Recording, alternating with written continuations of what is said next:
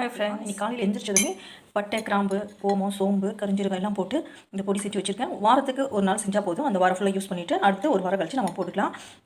கொஞ்சமாக எல்லாத்தையும் ஒரு 2 டீஸ்பூன் எடுத்து வறுத்துட்டு, ஓமமும் கரிஞ்சீரகம் மட்டும் நம்ம கம்மி பண்ணிக்கலாம். அது எல்லாத்தையும் சேர்ந்து வறுத்து பொடி பண்ணி வச்சுட்டோம்னா ஏர்லி மார்னிங் இந்த மாதிரி நல்லா மிக்ஸ் பண்ணிவிட்டு ஒரு டம்ளர் சுடுதண்ணியில் போட்டு மிக்ஸ் பண்ணிக்கலாம். இது கொஞ்சமாக நான் ஊற வச்சிருக்கேன் சுடுதண்ணி போட்டு. இதுக்கப்புறம் நம்ம குடிக்கிற டைம் சூடாக போட்டு தண்ணி ஊற்றி ஒரு டம்ளர் குடிச்சிக்கலாம். இது நல்லா வெயிட் லாஸ் பண்ணும்.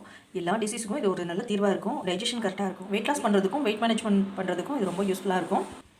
இதை குடிச்சு ஒரு மணி நேரம் கழிச்சு நான் இங்கே வந்து இஞ்சியும் வெத்தலையும் கட் பண்ணி போட்டு வச்சுருக்கேன். இஞ்சி கொஞ்சம் கட் பண்ணி போட்டு வச்சு வெத்தலை போட்டு வச்சு இதோட பட்டைத்தூள் செஞ்சு வச்சுருக்கேன்.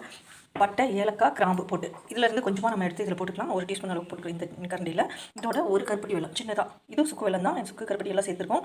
இதை போட்டு இதை மிக்ஸ் பண்ணி ஒரு 2 டம்ளர் வர அளவுக்கு நல்லா காய்ச்சிட்டு நல்லா ஒரு 10 நிமிஷம் கொதிக்க வச்சாலே நல்லா கரைஞ்சி சூப்பராக வரும். அந்த டீ குடிச்சிக்கலாம்.